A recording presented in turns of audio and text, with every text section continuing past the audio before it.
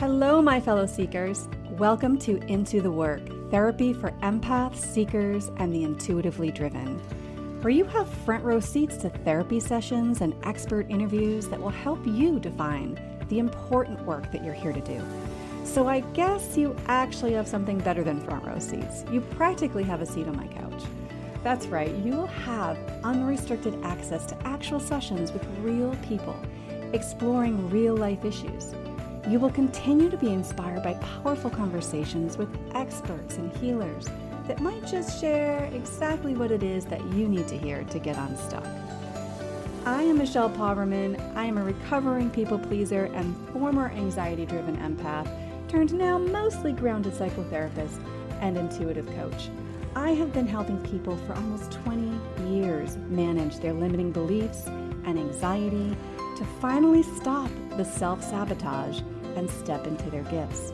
I created this podcast, Into the Work, to give you a place to learn more about yourself and give you actionable strategies to finally move those roadblocks holding you back so you can go for what you want.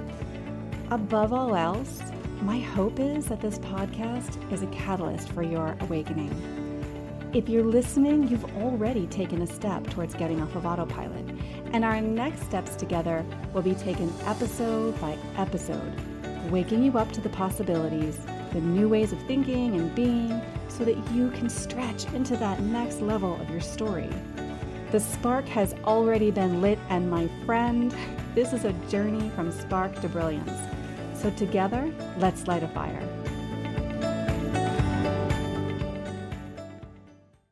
Welcome back to Into the Work, therapy for empaths and seekers. I'm Michelle Poverman, a therapist, intuitive guide, and space holder for women doing the deep, soul-led work of healing. And if you've ever been stuck in a cycle of people-pleasing that you can't even explain where it's coming from, you're going to want to stay with me for this one.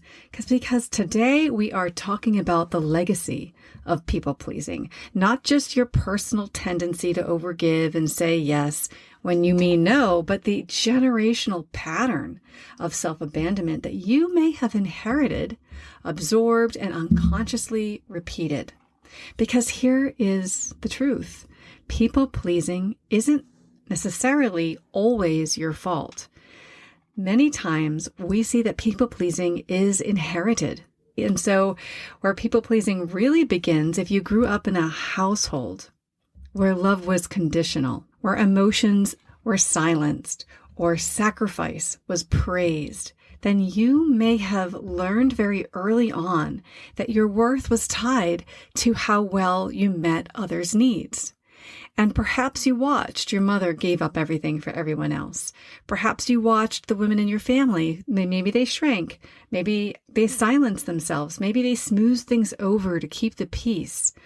And maybe you were told, don't rock the boat, be a good girl, don't upset your dad. And so little by little, you began to trade authenticity for acceptance. And that became a higher commodity. It became safer for you to feel accepted. You swallowed your truth for safety. And it was probably a smart decision based on the household you were in and the family you were in and the dynamics of that family. It's possible that that was even a smart decision. Either way, you learned to abandon yourself, not because you were broken, but because it was modeled. And that's how we learned, when you came into this world, you are partly bringing in some inherited stuff from your ancestors, which we'll talk about, but also being modeled these things and therefore absorbing information about how you should behave. And this is how a legacy begins, right? It begins by absorbing this and learning what makes me safe, what keeps me safe, what is acceptable in this family, in this culture, in this dynamic. Now, empaths are deeply attuned to emotional undercurrents. And sometimes that attunement turns into over-responsibility. So you can feel what others feel. So you might want to bend and please and accommodate so that you can sense safety, right? But what if your people-pleasing isn't just personal? What if all the stuff you've been doing to stay safe and that, yes, have been modeled for you, perhaps in your family, your current family, but perhaps it also goes back even farther. Perhaps it goes back to an ancestral line of how women have survived before you. Now, this episode is a call to awareness, and it's a call to empowerment for you. You are not weak for feeling this pattern or experiencing this pattern in your life. You are powerful for seeing it. And that makes you a cycle breaker. The fact that you see it, you name it, you own it, and you recognize it in your daily life is the very beginning of being the cycle breaker. Many women before you have not been aware of it, have not called it a name, have not owned it and questioned it and been curious about it. Those are very powerful things that you're doing. Even listening to this podcast is a powerful act in acknowledging, whoa, I'm here to make this different. So here are some signs that you might be carrying a generational pattern of pleasing, right? And they're typical signs that you would think of, but I think hearing them is powerful because you kind of want that checklist, like, yes, this is true for me. So you feel guilt when setting boundaries, even when you know that it's the right thing to do. You still feel guilty, even though logically it doesn't even make sense because you know it's the right thing to do.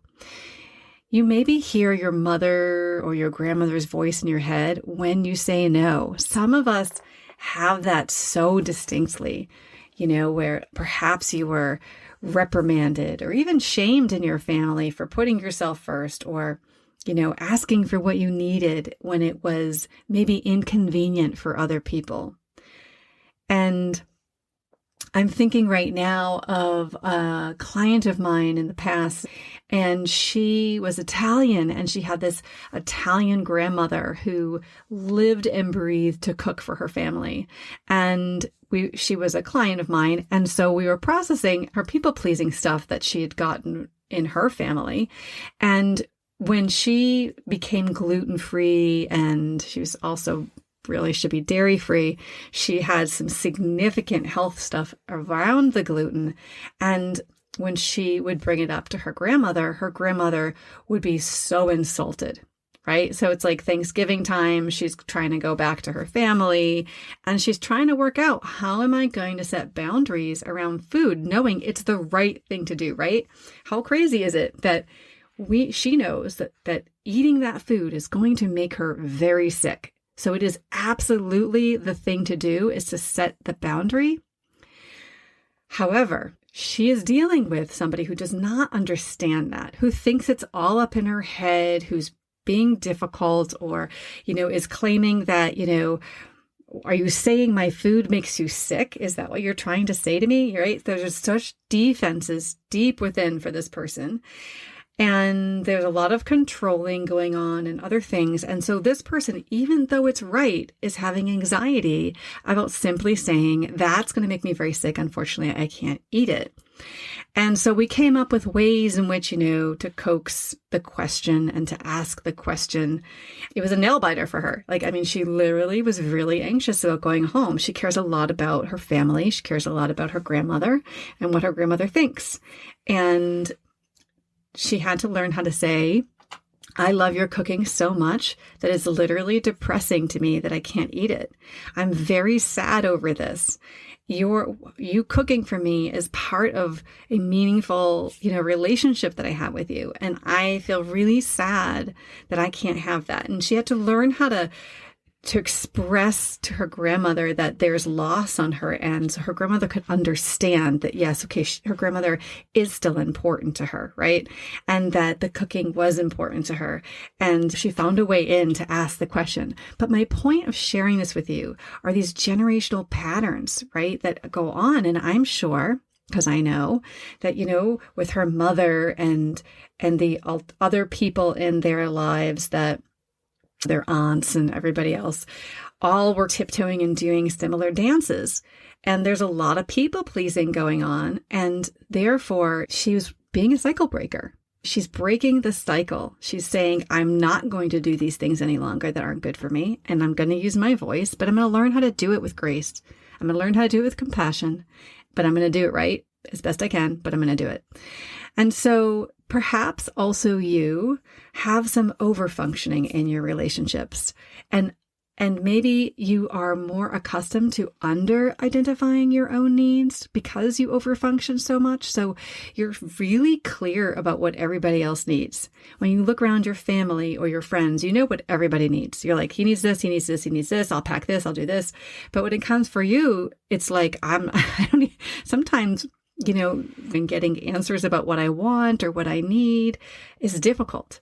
You also can feel responsible for everyone's emotions as well. So especially during times of conflict, a lot of times you start feeling very overwhelmed because you don't know what to do with what's coming at you, where some people might be able to see that that's that person's experience, that's that person's feelings and thoughts. But that pattern of people pleasing has really shown its way through conflict in your family, with the women before you, how they dealt with conflict, what you saw and deemed as, a good way to deal with conflict. And so that can be very overwhelming. And you're afraid of being seen as selfish, for sure. You're afraid of being seen as dramatic or too much. Those are ways that we tend to really tiptoe. I got to be careful I'm not being a burden here. I got to be really careful that I'm not asking for too much. I got to be careful here that I'm not seen as selfish. That was one of the things that she felt going home for her grandmother's cooking was honestly, I think her grandmother might have used the word, you're being very selfish, and put a knife in my chest, please, right? And twist it around. That's really tough. And so if you can recognize yourself here, I want you to just take a breath. This is not, I repeat, this is not your forever. This is just your programming, and all programming can be rewritten. Okay? All programming can be rewritten. And this is part of healing that legacy. So how do we break this cycle? So let's talk about 4 healing shifts that will begin to rewrite this legacy for you. So 1, which we talked about, is awareness. This didn't start with me. I want you to say that to yourself. This didn't start with me, right? This isn't because I'm broken. This isn't because something's wrong with me and I'm weak. This didn't start with me. And naming it can be sacred. Seeing the pattern is the first crack of light in the wall. So seeing the pattern is like the light coming in and being able to say, oh, look at that, right? That gives you power of choice. You didn't have power of choice when you were on autopilot, just going about life, doing what everybody is doing to stay safe in your family. Now that you name it, okay, that's why this is sacred, because now that you name it, you get to see the pattern and you get to make a choice about it. You can be empowered to make a difference, where before you could not. So I might even ask you, when we look at it didn't start with me, you may or may not be able to answer this, depends on how strong this was in your family, but a journal prompt for you might even be like, whose voice do I hear when I feel guilty for taking care of myself, right? Is there somebody that's back in your head, kind of has something to say about that? But that's something for you to sit with and ask yourself is, whose voice do I hear when I feel guilty for taking care of myself, for putting myself first?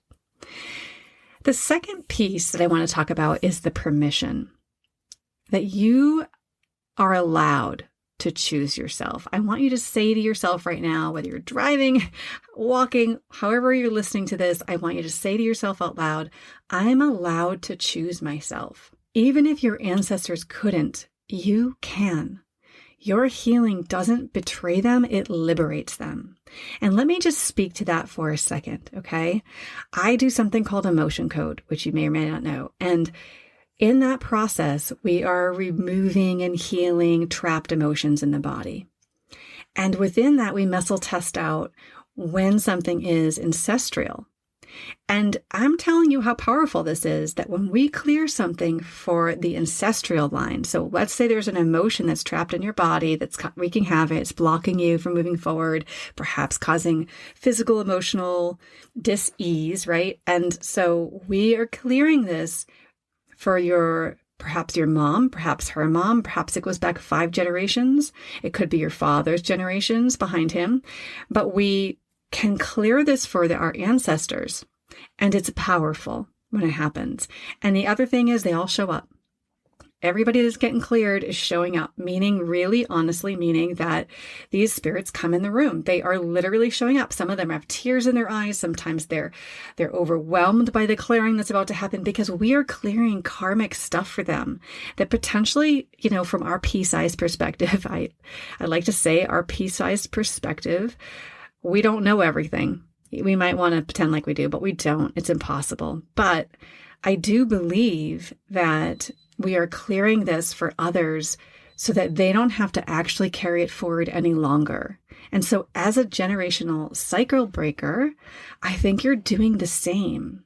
I think you're releasing emotions in the body when you're doing this. You're releasing whatever is caging you, whatever is keeping you from being free in your life to become and do whatever you need or whatever you're called to. You'll have the freedom to do that as a people pleaser, to care for yourself, to stand in your power.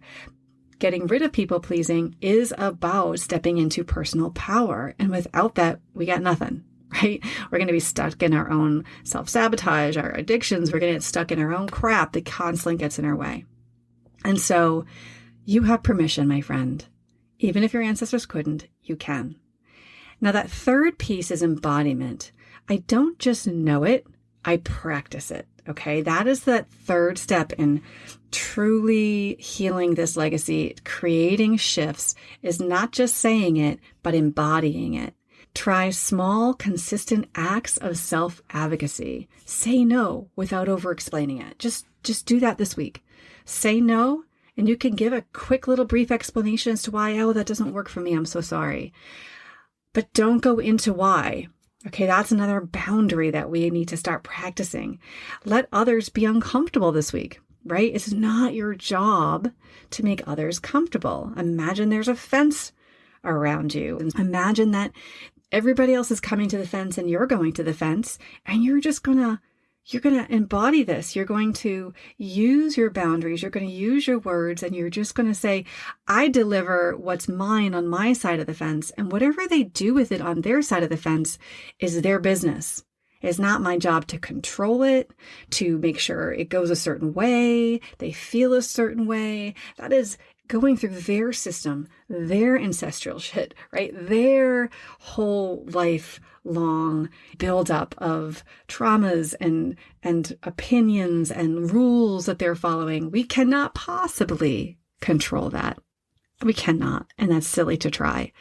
Really, as long as you know that I'm being kind, I'm being compassionate, and I'm being honest and true to myself, then you can trust the universe to be in balance. If it's good for me, eventually it'll be good for them. Okay. And so the last one I want to mention is ancestral compassion. So they did what they could. A lot of times lower generations want to look up and say, why didn't you do that better? Right? What's wrong with you? How could you possibly behave this way to me? You were, why would you ever parent me that way, or whatever, right? Fill in the blank. Because we need to honor the survival behind the people pleasing. We need to honor that they were doing this to survive in their own lives. But don't confuse it with destiny. You can respect their path, but you also get to walk a new one. You get to walk a new path. But we can do it by understanding that every generation is sort of set up to expand and grow beyond the one that was there before them. And I believe that's what we sign up for, even when we sign up to be in our families with our parents and our family systems. And even when we come down to family systems that we later question, like, wow, what was this about? Why did I come here? I want you to know that you came down here, yes, for the lessons they have to teach you and the lessons you have to teach them, but also as a generation, you came down here to grow beyond them. You actually are learning the lessons of their stuff because you're here to grow beyond them. And your parents, they grew beyond their parents in certain areas.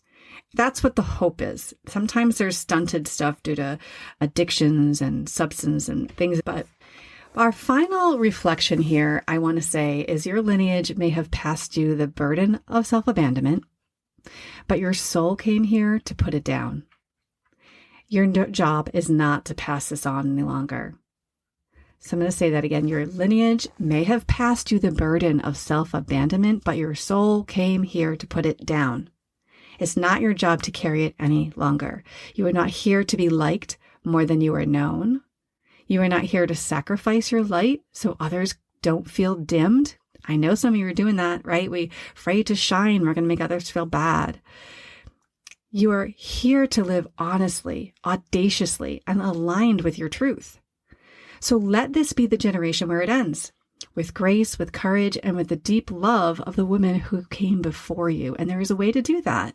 There is a way to honor and love the women who came before you who are so imperfect, and to really find a way to forgive in that love. And that is one of the ways the deepest ways we can heal, is instead of feeling like a victim of what has happened to us, the way that our family behaved or parented us, but actually to forgive and see those humans in their totality. And that is another human struggling, trying to do their best with very little skills, perhaps. And so you're learning to see that people-pleasing in your ancestral lineage, in your own parents and their grandparents, and you're able to actually have a choice. You're actually able to do this differently. So if this episode touched something deep in you, please share it with somebody else who's ready to break the cycle. If you have someone you know about that's ready to break the cycle, share this episode with them. I realize it's a short one. I'm just hitting some points, but I still believe that it's so powerful for us to hear these words. And if you want to do a little deeper work yourself, I've got something for you. I have a whole free guide for you. I've put together a few things. I have the people-pleasing detox checklist, so you can kind of look at this list and it gives you some cues on some things you can do with some boundaries. And then I've got the breaking the legacy of pleasing. And this is a few journal prompts. It's not overwhelming. It's not too much. It's just a few journal prompts that come from what we talked about today to really help you honor what's come before you and move past it. And also, I'm going to hook in there my audio meditation. It's an activation. I call it the squeegee method. I have been giving it away on its own as of last week, but I'm going to pop it into this package so it's easy for you to get all together. And listening to that is going to be game-changing as you shift your energy field and you can release what doesn't belong to you. And by that, I mean your ancestral heritage of people-pleasing. I want you to consider that while you're doing the squeegee, which means you are moving this energy down the body. It will make sense when you listen to it. And you are releasing the layers of the generations before you that might be attached to you now. We know that this stuff is in our DNA. We know that it's genetic. We know that it is physical, emotional, mental, spiritual. And I do believe we can clear it energetically. So that squeegee, the method that we use, you learn how to do it on your own as well. So I hope this was helpful. I really love this topic. I hope that it empowers you to move forward. And I, of course, welcome any feedback. I'd love reviews. It means a lot to me. It lets me know what you think. And feel free to reach out on socials at Michelle Poverman. And I will see you again next week. Okay, thanks so much. Bye for now.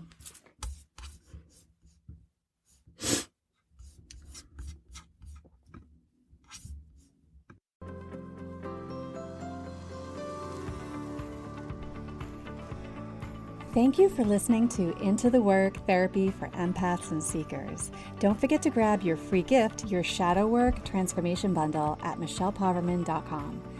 I've included everything you need to get started to break through the patterns of self-sabotage and finally start to heal the parts of yourself that are getting in the way of truly reaching your potential.